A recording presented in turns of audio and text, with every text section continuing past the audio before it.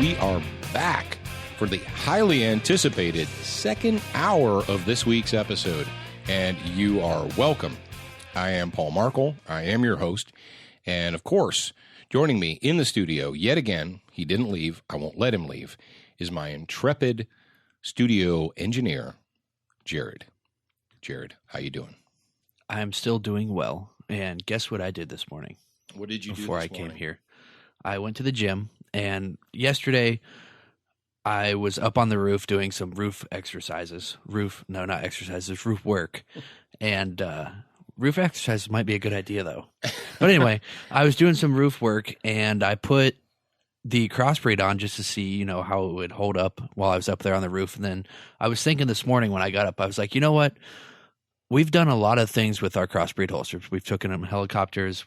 What else have we done? I loaded a Penske truck with it. I've done a lot of stuff.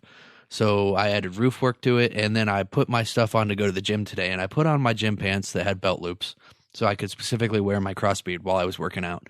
And I did my typical workout routine, which includes kettlebells, running with a sled, stuff like that. I did burpees with a bar, and I did everything with the crossbreed holster on. Now, hang on. You're telling me that you use kettlebells at the gym? Oh, yeah. Were you you were intimidating people, weren't you? I was. Why do you think that it's okay to intimidate people with your kettlebell workout? That's what I want to know. Well, because if they're intimidated by it, they need to go ahead and man up, reach down and package check. Yes. Can you say package check on the radio? Yeah, you could say it's package Christmas check. time, so at Christmas you need to check your packages. Exactly. And I actually switched gyms from the gym that wouldn't let me bring my kettlebell in there because I could use it as a weapon, unlike the dumbbells and all the other stuff that was there. But anyway, so I found something pretty cool on the internet. It's called Demon Bells.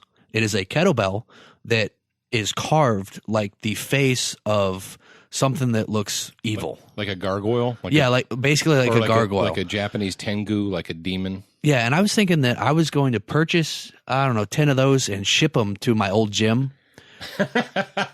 And just to have, so they could have them. I was being a nice guy. They would be paralyzed with fear. If you had a kettlebell, just a regular kettlebell. For those of you that, you missed out because you're not on social media.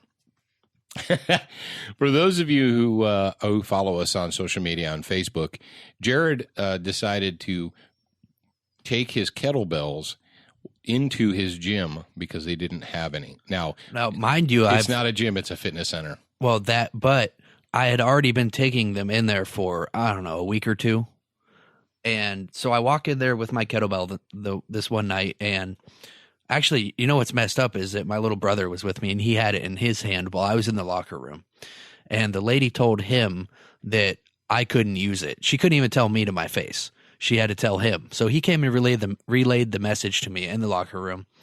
And I went up after I was done changing. I went up to the counter and I said, what's the deal with this? And she's like, oh, well, that could be used as a weapon. And I was like, I could go pick up a dumbbell and do the exact same thing with it. Maybe even easier. I don't know. And she's like, oh, well, but it could intimidate somebody. And I was like, well, really? I don't even know how to argue with that. It's, why? It's vagination. Exactly. So now I go to a gym that doesn't have vaginitis. That's right. So, you got to watch out because it is a disease that has been spreading rampant across the United States. It started on the East Coast. I don't know if it started on the East Coast first, but kind of right now you have vagination East Coast, vagination West Coast, and the plague is kind of migrating inward in the United States. So you got to be careful. You got to watch it out there. You got to vaccinate yourself against the effects of vagination. And you know how you vaccinate yourself? By joining us every single week on Student of the Gun Radio and Student of the Gun TV. I just want to let you guys know that if you go to an establishment such as that one with people that think like that, before you leave there, do your job and educate them. Do everything you can to educate them, get them to change their mind. And I did that. I had a meeting with the owner of that establishment, And I asked him why, and there were some other issues that I had with the place, and I brought up all the issues, and I educated him on those issues, and they didn't change. So I did my job. It didn't change. Okay, I'm done giving you money. So I went somewhere else. Well, you didn't beat him up or anything, did you? No, well, No. no. What we're saying, we're not telling you to go scream at people. We're not telling you to get up in their face. But how many, it's that people just do it just because. Yeah, and that was basically, I asked him why. Because kettlebells are, for a fitness center, kettlebells are a must. Kettlebells, they are fitness. That's just what they are. But anyway. If you have a kettlebell company, your new title needs to be Kettlebells Are Fitness. Yeah, there you go. That could be your catchphrase. But I asked him a lot of questions on why certain issues were not, or certain things were not allowed there. And it was basically just because I said so. And I'm like, well, I'm paying you as a service to use this service. And because you said so is not a good answer. Well, and that brings up a good point. People are like, well, I can't take my gun in there. Why? Because there's a sign. Or why? Because there's a sign. Okay. Do you have to go in there? Well, I want to go in there. Yeah, but do you have to go in there? And these knee-jerk restaurant managers, and folks, you can get those dumb signs taken down. You can. They did a good job in Ohio, basically telling people, look, we're going to go spend our money with your competitors because you have one of these dumb gun-free zone signs. And that actually happened here recently. Did you know that? The No. Buffalo Wild Wings took their sign down? Oh, no, I didn't know about that. I would like to think that I had part in that because every time I went by there, I would stop in and give them our no guns, no money card, and I would have a conversation with the manager on why that sign didn't work. And that was one of the issues with the gym as well. When I signed the contract there, they didn't have those signs up there. And just in the middle of my contract, they just arbitrarily put them up there. So I had a meeting with the owner, and I said, here's the deal. These signs don't work. This is why. And I was very polite and professional about it. I presented him with the information, hoping that he would change his mind, but he didn't. So I was done going there. I'm not going to go disarm myself. And the workers were actually worried about their safety as well, which really kind of annoyed me that he wouldn't think about his employees. And let's face it, folks, there's convenience, there's comfort, and then there's convictions. And I understand that the world is a balancing act. I got it. I understand. And I understand that if you have to go into your bank to do whatever, and they have a sign, and you take a gun in there, you'll be breaking the law. I understand that. I understand it. But how often do you actually have to go in? Can you do the drive-through? Can you do the ATM? Can you limit the time that the more times that you spend don't be one of these people, these arm myself, disarm myself, arm myself, disarm myself, arm myself. I've known people that would go throughout their entire day. They'd start out in the morning armed because they thought it was the right thing to do. Then they'd pull up in front of a business, see the sign, disarm themselves, go in, come back out, rearm themselves, drive over somewhere else. Oh, there's a sign. Let me disarm myself. And you're kidding yourself. What you're really doing is you're fooling yourself. Why are you carrying a gun? Well, for personal defense. Okay. When are you going to need it? Well, I don't know. Oh, really? You don't know? You mean you didn't get an email or a postcard from the felon that's going to rob you or stab you, or, well, I don't go looking for trouble. Okay. You're in the Quickie Mart and you're over there shopping in aisle 5 and picking out some Twinkies or something, and the estranged ex-husband of the clerk comes in with a gun and decides that he's going to kill her and everyone in the store. Is it about you? No, it's not about you.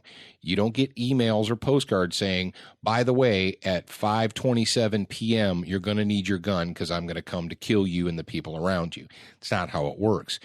And if you're constantly, disarming yourself, and well, what are you doing when you disarm yourself? Well, I take the gun off and I stick it under the seat. And then I take the gun, put it back on, and I take it off, and I put it back on. Well, you're doing several things. Number one, you're setting yourself up for a negligent discharge. Well, I'm a good gun. Let's stop it. the more you handle a gun in a non-shooting, non-tactical fashion, in an administrative fashion, the more you handle it just by strict percentages, the greater chances of you having an oops. All right. And one of these days, you're going to have that moment where you get excited, you get a phone call, you get something, you get distracted, you forget that your gun's not on, and you just keep going about your day, and you leave it under the seat, and you go all day, and you're like, oh, that's no big deal, until it is. But Apu said, that won't happen at my Quickie Mart. Really? Apu said that? Yeah, Apu said that. Oh, wow. I think you owe Matt Groening a nickel. I think so. Yeah, all right. So live your life how you want to live it. What I would suggest is that you deliberately avoid, and if you're going to like Jared's example, a favorite restaurant or a favorite whatever, and just all of a sudden out of nowhere they put up one of these stupid no gun signs, and it happened for a reason. A human being made the decision to put it up. It's fully within your rights to ask the manager, what's up with the sign? Oh, I put it up because, or what?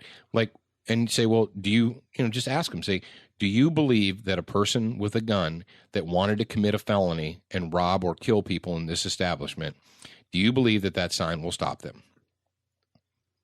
And that's basically what I did with the local Buffalo Wild Wings. And last night, I went for the fights last night with my good friend Colin, and GSP is still the champion. Go GSP. But anyway, last night was the first night I spent any money at Buffalo Wild Wings in a long time because they had that stupid sign up there. And now it's gone.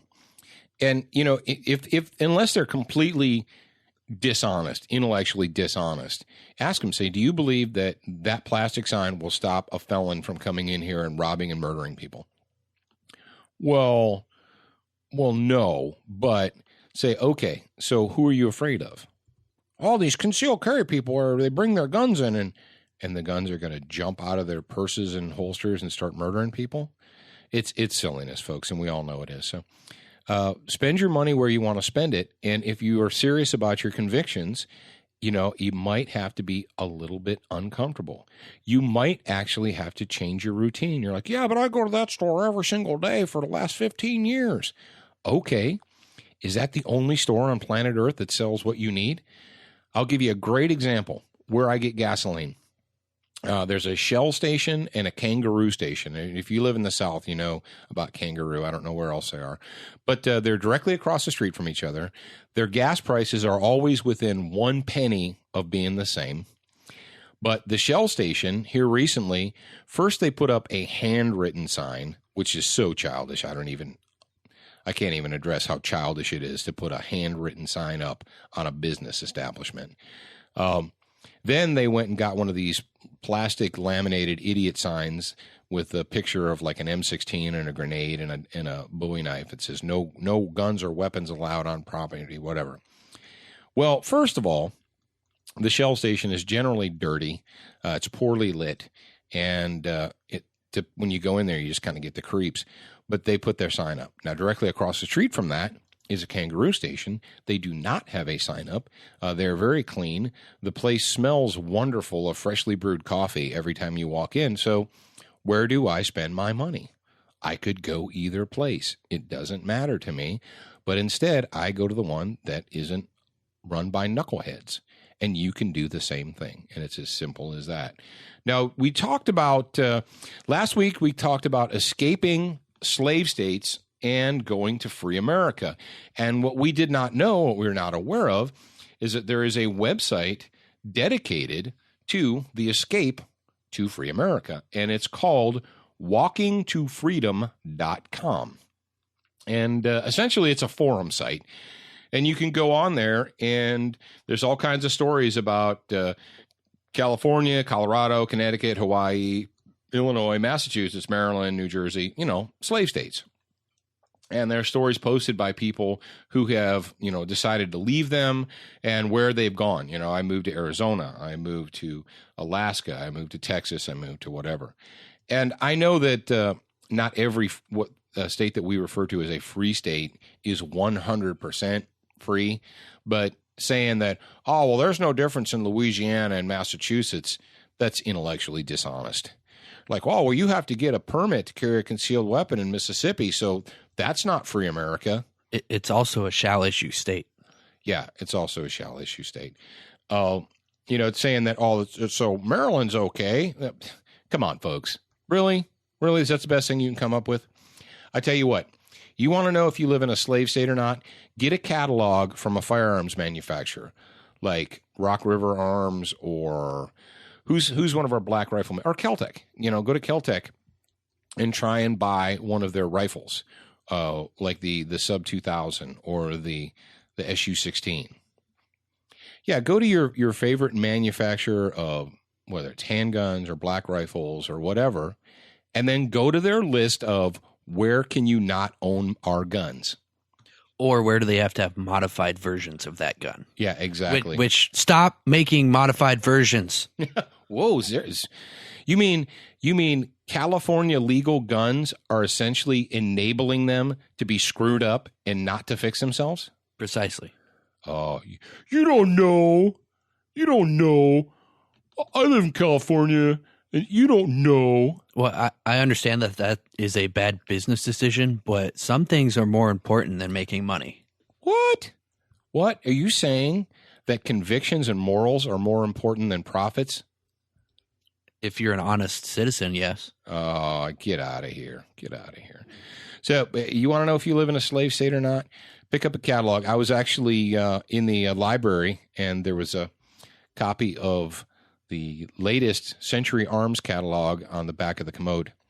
And so I was reading it, and, I was looking through it, and I know Century Arms has California legal guns, and I've tried to tell them that that's wrong. And I'm out here helping. I am. I'm helping. I don't scream at people. Well, I do every once in a while because they need it. But go ahead, and it doesn't have to be Century Arms. It could be anybody. But I was reading the catalog, and I went to one of their new pistols, one of their new offerings. They have these really cool AK-style pistols. And you're like, oh, AK pistols, that's ridiculous. Why would you want one of those? Well, if you have I used to think that too, that they're like just fun things to show your buddies, but they weren't really very practical to shoot until I picked up one of their guns, one of the Century's AK pistols, with the new SB47 stabilizer. And if you haven't checked out the new SB47 stabilizer on an AK pistol, you owe it to yourself to do that. But anyway, so I'm looking at these new AK pistols that they got. They've got them in 5.56 and 7.62 and so forth. And they've got a new one that really has kind of got me excited, Jared. You're like, what? You're jaded, aren't you? That's what I was just thinking. You think you don't get excited about guns. Well, what they've done is they've taken a Kalashnikov action, but they've made it a AR magazine well. So it's a 5.56 Kalashnikov pistol, but they put an AR-15 mag well on it. So what does that mean? Well, what that means is you can feed this gun with standard M16 AR-15 magazines. Ooh, that's kind of always been my problem with 5.56 or 223 AKs, is they've always had dedicated magazines, and the magazines are harder to find than the guns. For years, and when you do find them, they're ridiculously expensive. And I was like, I'm not, why bother? If I got to go out and spend a bunch of extra money on these weird, unique magazines, just get a regular AK and drive on. But if you can get a pistol and a Kalashnikov action that feeds with AR-15 magazines, that's something I'm talking about right there. Well, we've got one on order, and I'm chomping at the bit. A little bit of farm lingo for you guys there, a little bit of equestrian lingo. But I've been chomping at the bit to get this thing. Hopefully, it will show up at Cook's Gun Shop next week. I did pick up the Century Arms C39 pistol, AK pistol. That's their made in the USA version. And I've got that, and it has an SB47 stabilizer on it. If you missed it, we did an article, a review of that gun, of the AK pistol with the stabilizer on Student of the Gun. You can check it out by going to the blog part. Anyway, getting back to the catalog. So there I am flipping through the catalog in the library, and I see this new pistol, and, I go into the description, and what does the description say? What do the lawyers make them put in the description? Not available in California, Illinois, Hawaii, New York, blah, blah, blah, blah, blah, blah, blah, blah, blah, all these. So if you're wondering, you're like, well, I don't know if I live in a slave state. Well, if you're not sure yet, and you need to check and find out if you are currently residing in a slave state, go to your, whatever favorite gun company, Black Rifles or pistols or AKs or whatever, and see whether or not they will ship a gun to you in your state. I got another one, ammunition. Did you know that there are certain places in America that a private citizen can't order ammunition and have it shipped to them? What? Well, you mean you can? Yeah. For those of you who are listening to me in a slave state, the rest of us that live in free America that have credit cards, we can get online, order a case of 5.56 or 223 or 9mm, and we can just have the UPS man bring it to our front door. I know. All you guys up there in Illinois and Maryland and Massachusetts, you're like, what? But don't you have to have permission from the government to buy ammo? No, those of us who live in free America don't have to get a permission slip from the nanny state to buy our ammo. But those of you who don't do. And we're sorry, but this is still America. Now, if you want to check them out, go to walkoffreedom.com. That's walkoffreedom.com and check them out. No, Jared, you want to go into the Liberty Ammo thing right now? Yeah, let's go into that because we've had a lot of questions about that. All right, bingo, bango, bongo. Let's talk about it. Recently, we were introduced to a new company called Liberty Ammunition. We're friends with the marketing people for Liberty Ammo, and they said, hey, check this out, and they actually sent us some. We have 9, 40, and 45 right now. They're a brand new company, and what makes Liberty Ammo unique is the projectiles that they're manufacturing are not standard jacketed lead bullets. And if you know anything about what's going on in the world right now, not just gold and silver, not just platinum, but basic metals, things that we used to take for granted, like copper and lead and brass. I know brass is, not a specific, it's a blend, but, brass, copper, lead, all the base metals are in short supply and they're hard to get. And there's a lot of reasons, and we're not going to get into it on the radio about the reasons why, but the facts are the facts. And it seems like there are forces in motion to make lead the actual, who would have thought 30 years ago that the United States government would be deliberately trying to stop citizens from owning lead, the basic metal lead? Who would have thought that? Well, here we are in the year 2013, and what we're finding is that the EPA is shutting down lead smelters and lead foundries, and it is harder for ammunition makers to get the base metal lead. It is also very hard for them to get copper and to make brass. So what Liberty Ammunition has done is they've come up with projectiles that are made of, and the truth is you're going to have to go to their website and check it out because they're silver. And they're an antimony, but they're not lead-based. But because they make them from this silver, not silver like the precious metal, but silver color, from an antimony, they're very, very light. Now, they're still 9mm caliber or 45 caliber or whatever, but for instance, what is the bullet weight on the 9mm, Jared? Can you tell me off the top of your head? Is like 60 grains or something like that? I'm not sure off the top of my head, but I'll look it up for you. Jared will look it up for you while I'm talking to you guys. But because of the fact that the projectiles are very light in weight, they can be driven very, very fast. I used a search engine, and I searched it, and the first 1, 2, 3, 4, 5 results say 50 grains. Okay. So it says that it's 50 grains? Yeah, 50 grain JHP. Okay. All right. So you're like, whoa, that's really super light. Yes, it is. And because it's light, you can drive that bullet 2,000 feet per second out of a handgun. You're like, whoa. If you guys don't know anything about like velocities, average velocity for a 115 to 124 grain projectile out of a 9mm handgun is anywhere from, depending on the manufacturer, from 1,000 to 1,200 feet per second. Okay. Obviously, subsonic loads, like the 147 grain loads, will go about 950 feet per second, 990, what have you, depending on the manufacturer, the type of powder they use, and all that jazz. But your 45 ACP, Jared, look up 45 ACP.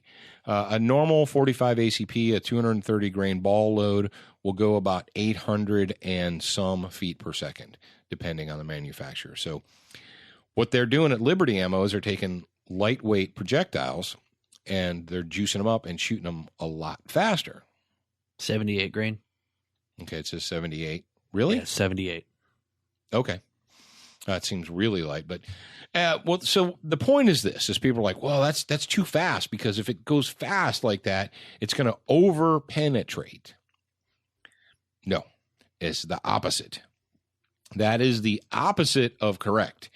The way ballistics work, handgun and or rifle ballistics, but let's just talk about handgun ballistics. Handgun ballistics are this: if the projectile is heavy and it is moving relatively slow, when it is shot, it is very unlikely or less likely to deviate from the pattern or the flight pattern, and it will go straight, and it will not deform. It takes a certain amount. I mean, I know on this radio show we can't get into bullet shapes, sizes, configurations, jacketed hollow points, non-jacketed hollow points, soft lead, all that stuff. There are differences, but just for, I guess, an example, during the 60s and 70s and even 80s, a lot of police officers were carrying J-frame revolvers as their secondary gun, and detectives, because they're crazy, they were carrying them as their primary guns because they weren't expecting to shoot anybody. But they would have 5-shot 38 special J-frames, and they would load them with 158 grain lead semi-wad cutter loads. And when they would shoot people, because every once in a while they were required to put bullets into people, and they would recover the bullets, generally the bullets were almost good enough to reload. They were very, they would not deform very well at all, and they would follow a straight path and go right in unless they hit a bone or something hard. Cowboy bullets, the old heavy lead, 250, 240 grain, swaged lead, solid lead bullets from cowboy revolvers were notorious for penetrating through human torsos and going right on into other human torsos. If you're a student of history, if you like Western folklore and history, you can read about some of not just the gunfight that was around the corner from the OK Corral, in the empty lot around the corner from the OK Corral, but other Western shootings. And you'll find that often there were bystanders that were shot because someone fired, it went through the bad guy or the good guy or whatever, the intended target, and it passed right on through them and hit another person. Now, it was very common. And the reason is because you had, let's say, a 250 grain bullet, and it was only flying like 650, 700 feet per second, which is pretty slow. And it would not deform, and it would just push right on through. Slow, heavy bullets will push right on through what they hit. I've shot 230 grain ball from a 45 ACP through 21 inches of ballistic gelatin right out the back into the berm. Whereas I've shot 115 grain plus P plus 9mm that was going about 1,250, 1,300 feet per second, and it penetrated about 8.5, 9 inches and left a huge cavity. I was over here diligently working, so I might have missed this. Did you explain why slow, heavy bullets penetrate farther? Yes, they don't deform. Okay. They don't deform, and they will not deviate from their path. And when you shoot lightweight, fast bullets, especially if they're controlled expansion bullets, and all the Liberty ammunition, they have a big hollow point. They have a hole in them. They're a controlled expansion bullet. They're going really fast. They have a controlled expansion tip. And we actually did some testing with a 9mm bullet. And we have a ballistic trough where basically we take water bags and we can capture the bullets. And I know humans aren't water, but we're close to it. Whatever. We found that the 9mm bullets through water went about, I think it was 10 inches or so, 10 to 11 inches, and we captured the bullet in the last bag, and it completely deformed. It opened up and completely deformed. I've got a good buddy, a guy named Mike, who got some of it, and he went, see, I'm a cheap turkey, and I can't make myself spend $15 on a shoulder roast and then take it to the range and shoot it. You know, when I'm in the grocery store and there's like a great big, pork shoulder and it's, $18.95, and I think, oh, man, I can't spend $18.95 and take this thing out to the range and shoot bullets into it. Maybe I'm just cheap. I don't know. But Mike did, and he shot Full Metal Jacket. He shot traditional 124 grain jacketed hollow point, and then he shot the Liberty ammo into this pork shoulder, and he was like, "Wow!" It was literally night and day.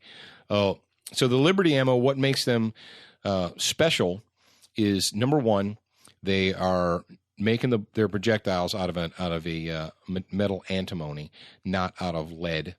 Or copper-based lead, or copper surrounding lead. Number two, because now here's something else you need to know.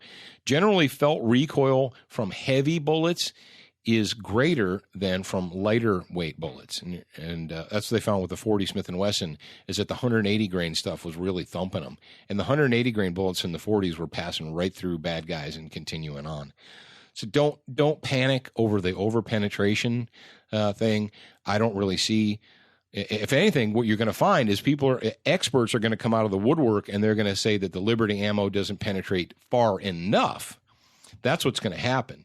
You're going to get people that are going to be writing articles and posting blog things and YouTubes or whatever about how it doesn't go in far enough, if anything. I just got an interesting email from our buddy Scott in Australia, and this is something that I want to get feedback from our listeners on. It's actually a pretty good idea, I would think. He called it, the subject of the email is segment idea, Guns of Heroes. And this is for the TV show, obviously. He says, I had an idea for a segment that I hope you would find as interesting as I do. I'm calling it Guns of Heroes or Guns of History, but do whatever with it you wish. He said, the idea is to look at guns used by armed forces throughout history. Each victory or encounter would have a gun of choice or a noteworthy advancement in technology. He says, being from Australia only 6 months into my training. Sorry, I can't talk today. My throat's still a little sore. 6 months into my training to acquire my own gun. That's from Australia. 6 months into my training to acquire my own gun. He doesn't have it yet? Nope. 6 months into my training to acquire my own gun. This topic is an issue that I have little detail on. So anyway, I want to get feedback from you guys. Do you think this Guns of Heroes or Guns of History segment would be a good idea? And what are your thoughts, Dad? Well, my thoughts are that in the interest of full disclosure, the NRA has a television show called Tales of the Rifle, and that's exactly what they do. Oh, well, that's what I get for not watching TV. No, it is worthwhile, and but we could put a Student of the Gun spin on it. Yeah, a special Student of the Gun spin on it. No, it is worthwhile, and what's funny is we talk about on Student of the Gun Radio about listening to mentioning other countries. And then we ended up getting feedback from those countries. We got feedback from Switzerland recently, and now Australia. We've gotten some from New Zealand. So, hey, we're glad that you people all the way around on the other side of the globe are listening to us, and we appreciate that. Even the comfortable slaves in England and the United Kingdom are listening to us. 6 months into I can't get over that. But anyway, I really like to get feedback from you guys as well. I've had actually a lot of you guys send me emails with ideas or just general feedback about the radio and TV shows, and I listen to you. I really do. I might not get to you immediately, but I do listen, and I will reply to your email as fast as I can. But I really do enjoy the feedback. Jared, where can they, if they want to have an open discussion about a certain firearms-related topic, where should they go? They should go to the Student of the Gun forum, which is forums.studentofthegun.com. It'll take you directly there. And we've actually had quite a bit of feedback go into the forum, and you guys can chat amongst yourselves. You probably get a quicker answer that way. Yes, you guys asked for it. This is one of those, if you build it, they will come, or if they want it, we'll build it, or something. I don't know. But, a lot of audience, a lot of guys are out there. Hey, you guys need to do a forum. You should do a forum. You should do a forum. You should do a forum. Okay. Well, the reason we didn't immediately was because, quite frankly, the kid's got so much on his plate, he doesn't have any more room for anything else. But I do like food, though. our good buddies Zeke and Marty, Left Hand up there, Talking Lead. You guys know we did a collaboration show with them. I don't think they're supposed to know his real name. Oh, okay. That's his stage name. Yeah, whatever. Yeah, it doesn't say Left Hand on his birth certificate, in case you're wondering. You're like, what? You mean it doesn't say Left Hand on his birth certificate? But anyway, they did us a solid. Can I say that? I know that's kind of, that's not hipster lingo anymore, but they did us a favor, and they helped us get up a Student of the Gun forum. So you can check that out. Like Jared said, it's forums.studentofthegun.yourface.com. Forums.studentofthegun.com. Yeah, something like that. There you go. Sounds a little bit more correct. All right, let's move on, hippie. The next one, we told you we had a drone report coming up. We got a drone report coming up. And last week, we talked about how these anti-gun animal rights or wackos were out there molesting some hunters, some dove hunters in, it was either South Carolina. And they thought it would be a good idea to take one of these fabricated, video drones and fly it over these hunters while they were in the process of engaging in the lawful activity of hunting. And as we mentioned, most states, free states in free America, have prohibitions, or they have laws defending or protecting hunters from harassment. So these hippie morons are out there harassing the dove hunters, and oops, their flying drone got shot down. Sorry. So this week we're going through some of the forums, not the forums, but the websites or the web services, the news services for guns, and we come across this one that says drones in it, and we're like, whoa, what's that? And the title is kind of deceptive, because given our previous story, I thought that it was a positive. It says, hunters applaud Colorado Commission action on drones. And this is where reading the entire story or watching the entire video before making a comment comes in handy. Yes, if I was like some knuckleheads out there in America and just read the title of the video and posted my comment based on the title of the video, I might look kind of silly. So I actually took the time to read the article. And it says, the Colorado chapter of Backcountry Hunters and Anglers applauded the Colorado Parks and Wildlife Commission for showing national leadership in protecting hunting rights and fair chase from emerging technology of civilian drones. And you're like, okay, I read the first or the first paragraph, and it sounds like they're protecting the hunters from people using drones to harass them. Keep reading. Hunters of America, and it says blah, blah, blah. Hunters are conservationists, and we're great, and we love each other, and so forth. And it says, we're pleased that the Colorado Parks and Wildlife Commission has stepped up to protect hunting traditions by ensuring fair chase and fair distribution of wildlife. What? Who distributes wildlife? Are there people out there that distribute the wildlife? I think that would be God, wouldn't it? I think God distributes the wildlife. I think that's who decided to distribute the wildlife here on planet Earth. I'm not really sure what that sentence is supposed to mean. It's a quote. It's a direct quote from David Lean, co-chair of Backcountry Hunters and Anglers. But it says, by ensuring fair chase and fair distribution of wildlife. Okay, moving on away from the weird verbiage. The commission took the initial look at drafting regulations which would ban the use of unmanned aerial vehicles for hunting or scouting in Colorado. Ding, ding, ding, ding, ding. That is the nut. That is what they call in the literary world. You got paragraph 1, 2, 3, and then you get to the nut or the heart of the story. What the story is, it's not protecting hunters from harassment by hippie liberal idiots using drones. It's prohibiting hunters from using unmanned aerial vehicles. And it says to hunt or scout. Now, I suppose if you use the strict definition of the word hunt, as in to seek out or to search, then it would be correct. If you use the literal or the more literal translation of to hunt, to find, seek out, and then kill, I don't know how you can hunt in America because what that does is essentially it cuts in on Comrade Barry and the NSA and their desire to use unmanned drones to kill anyone that the president has decided wants to be killed. And if you don't know about that story, you need to brush up on it. But yes, they have said that Barry Soetoro has the authority to order a drone strike on any person he decides he wants to kill. So in addition to, getting into the Colorado now is apparently going to get out of the way and not compete with Barry Soetoro and his drone fleet.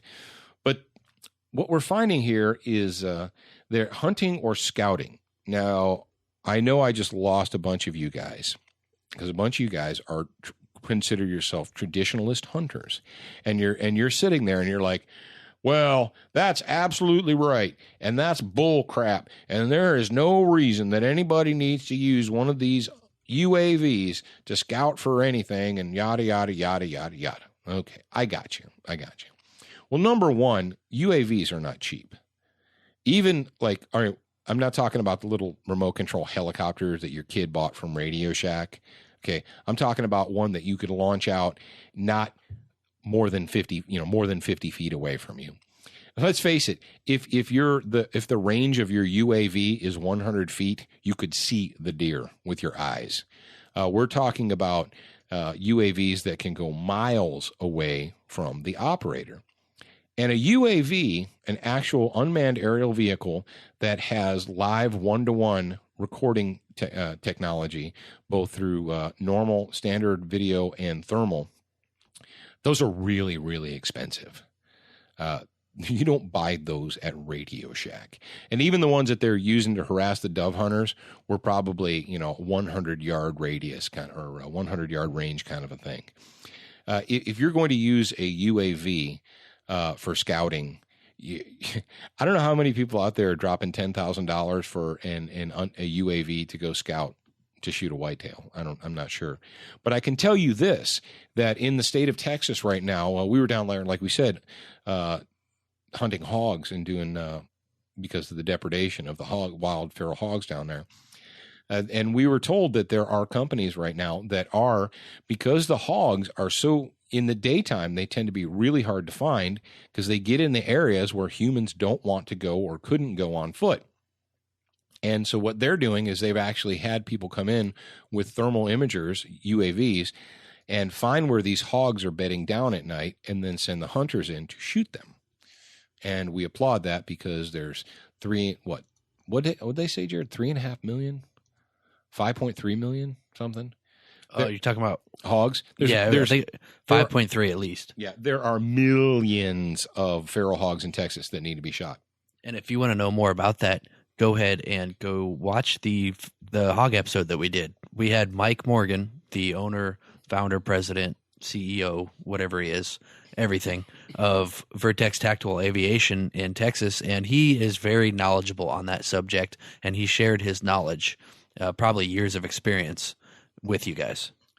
My take on this drone story is that we've got a little bit of Luddite going on here. I don't believe, obviously, well, if it's a loud drone, if it's one of the normal ones, and it's going to make a bunch of noise, it's going to scare the I can see that. I can see not using them because it would scare the game away. But folks, if your biggest worry right now is we have to figure out a way to stop people from spending thousands of dollars on unmanned aerial vehicles to scout for game. If that's your biggest worry in life, well, it's not my biggest worry, but I am concerned about it. Well, you need to get a clue, because there's so much going on in the world right now. Your liberties are being pulled out from underneath you daily. And we're going to focus all of our effort to stopping this. And you know what, dudes, check this out. I'm going to tell you, it's going to hurt your feelings. But everybody out there who hunts with a modern center fire rifle that has either ballistic or soft-tipped ammunition and smokeless powder, you are using modern technology. You are using if I was to go to you and if I were to come here in a time machine from 1781 and see you out in the blind with your, who do we like that makes bolt guns here? Weatherby. Tactical rifles?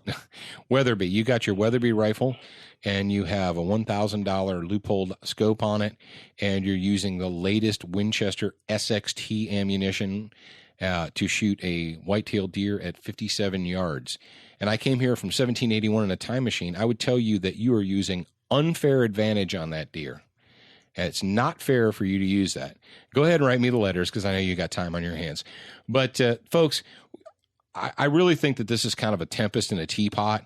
It's cool because everybody in modern America likes to talk about drones today. Everybody wants to talk about UAVs because that is the cool thing for kids to talk about at the water cooler. But if that's your greatest fear up in Colorado, is that these, and I should talk to my buddy Charles. I should have talked to Charles before this because he's a UAV pilot. When I say thousands of dollars, I'm probably underselling it. But just a basic thermal imager from ITN, a basic thermal imager will run you about $10,000. And that's just for the imager itself. That's not for something like a vehicle to fly it around in.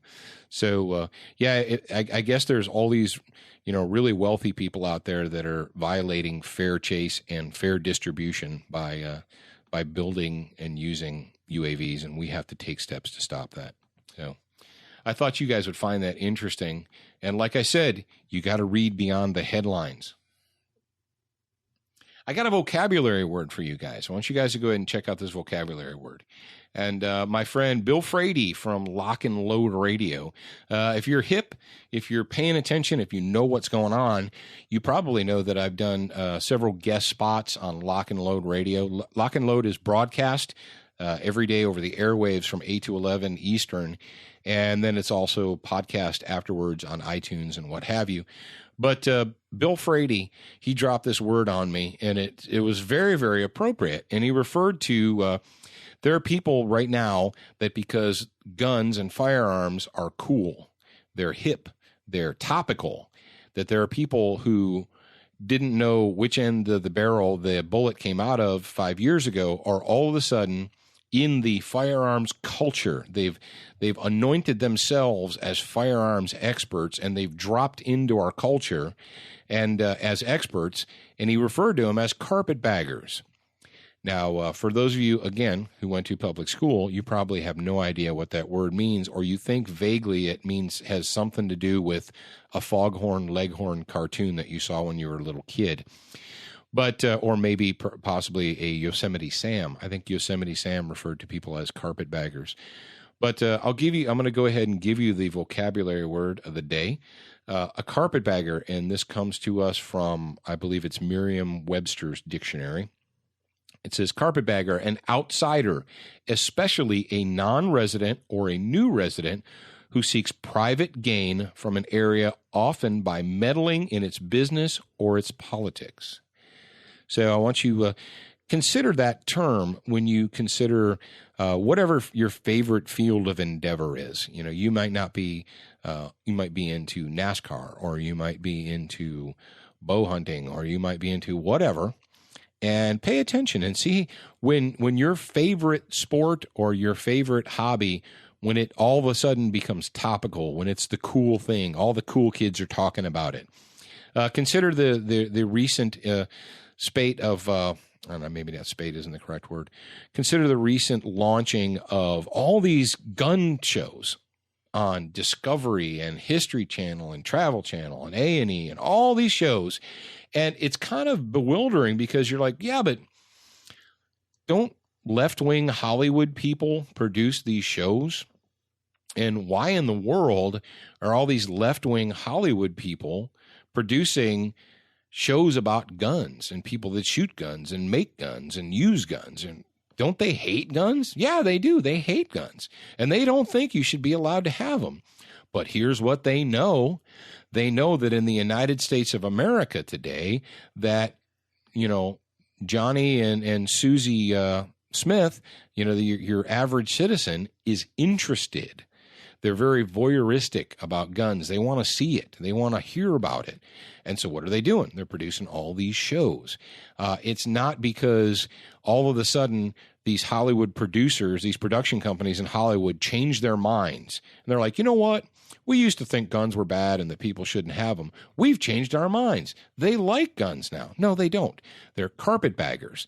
They're in it to make some money. They want to come in, and in 5 years, it'll be something different. It'll be race cars, or it'll be baseball, or it'll be whatever. But right now, we've got a lot of carpetbaggers, people that don't know which end the bullet comes out of, trying to make money from the gun culture.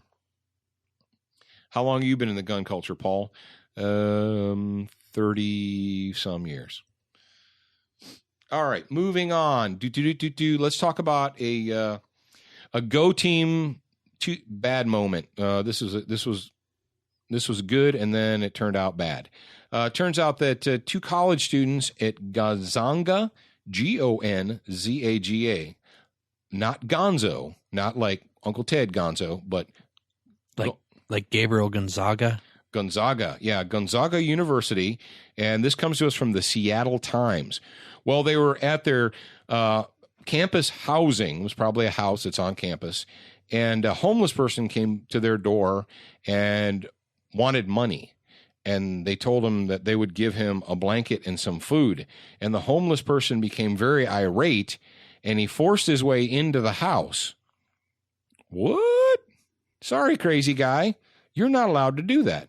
So roommate A runs upstairs, comes down with his Glock pistol, and tells homeless guy, sorry, crazy, you're not allowed to do that. Get out. So he flees. Go Team, right? Nope, not Go Team. Well, they made, and this is really sad, it says in the story, I believe it says they made the mistake of contacting the police, because you say, well, that's what you should do. And as a responsible citizen, if you have to use a firearm to defend yourself, you should contact the police. Yes, you could. You should, and your attorney.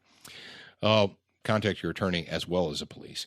But what happened was the police come, they're like, okay, what happened? Because this guy's out there beating on other people's doors trying to get money from them, or, that you don't know where he's at.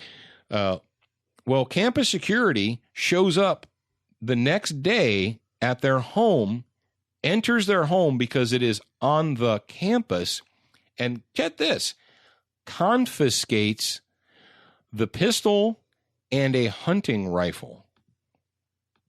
And you're like, hang on, let me replay that. You said the word campus security, right, Paul? Yeah, I did. I read the story from Seattle Times. Well, hey, Paul, when did a security guard get the authority to deprive a human of their property? That is an awesome question. When did we get to the point in the United States of America where not law enforcement officers with a warrant, but security personnel without a warrant — you can't give warrants to security personnel because they're not law enforcement — when did they get the authority to confiscate lawfully owned property from citizens?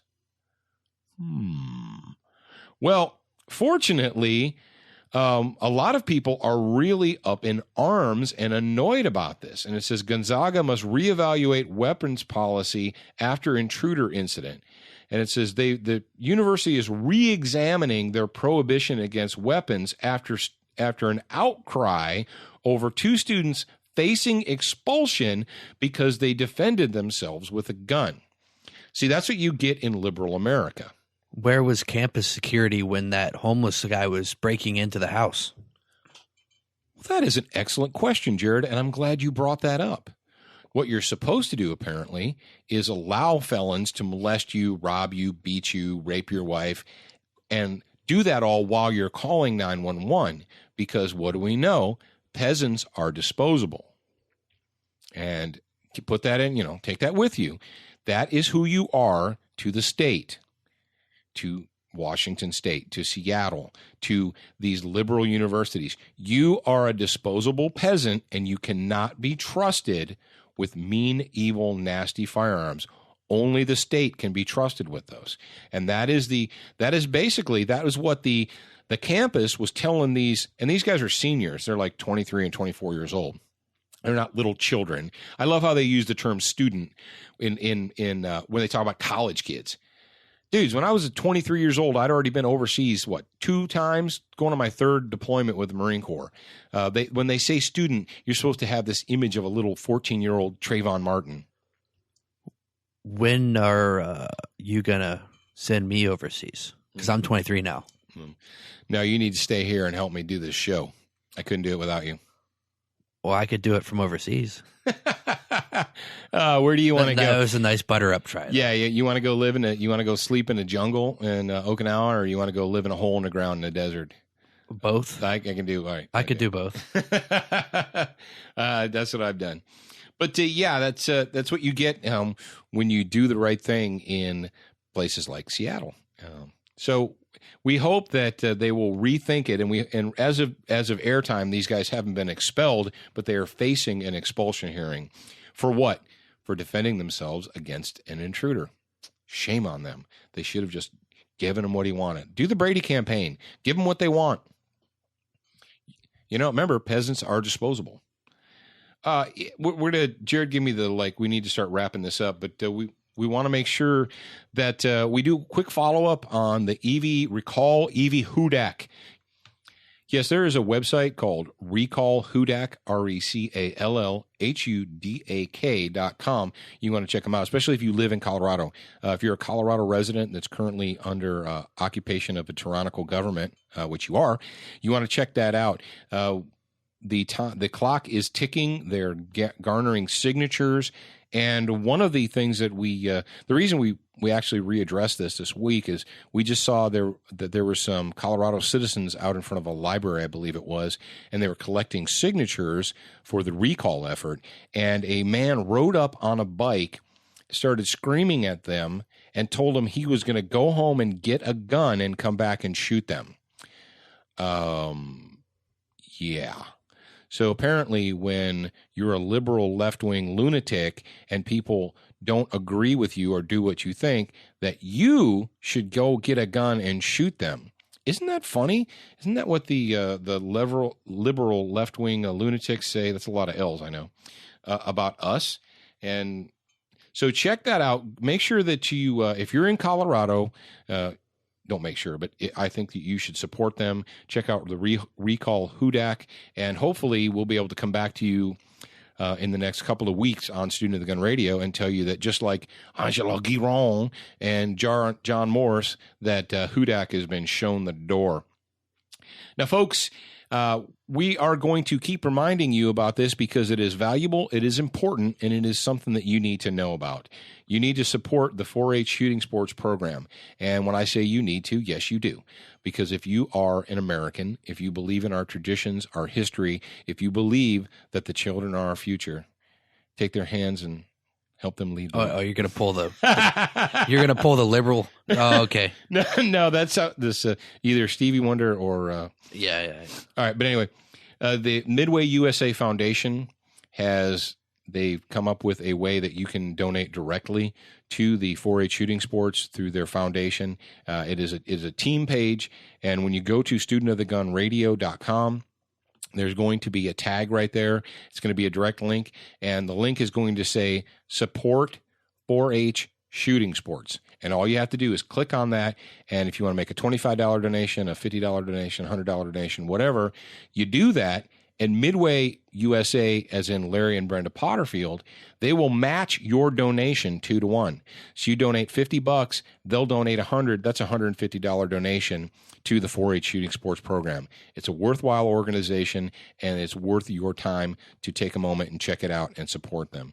So don't forget about those guys. We got this next one, and it is from the mailbag, and someone said, hey, Paul, you used to do recommended reading all the time, and you haven't lately.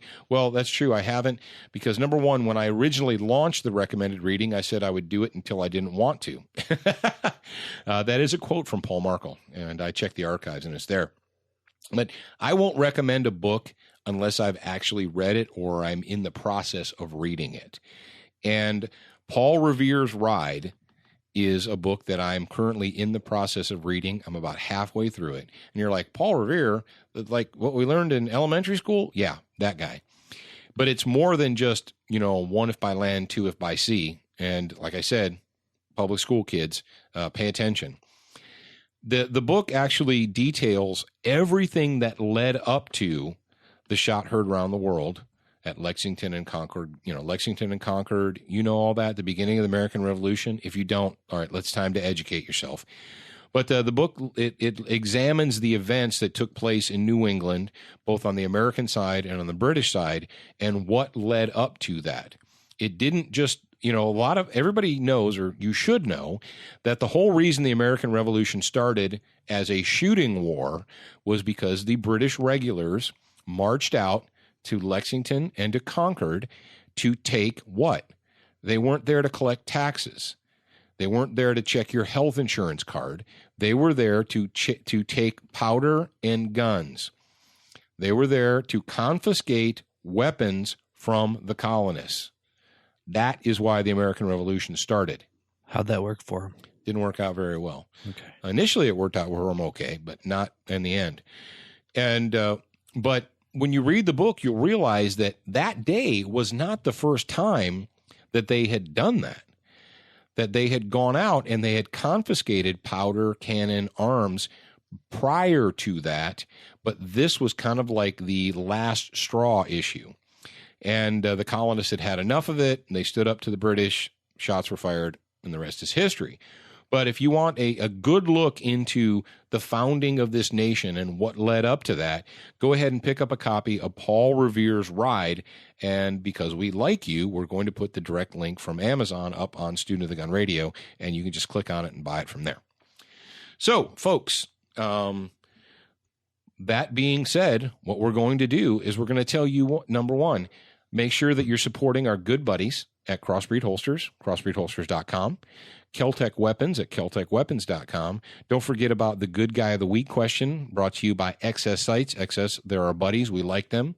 And if you've got a question, you want to talk, you want to chat, you want to communicate with your fellow students of the gun, go to forums.studentofthegun.com. Is that correct, Jared? Yes, that is correct. That is correct. And there is no face involved. There's no face involved. Forums.studentofthegun.com, and you can chat on the forum to your heart's delight. Keep it clean. Now, remember, you can watch us on Dish Network, channel 266, every Sunday night at 7 p.m. And if you don't have Dish Network, go to studentofthegun.com and just watch the show from any mobile device that you desire. But you're a beginner once, and you should be a student for life.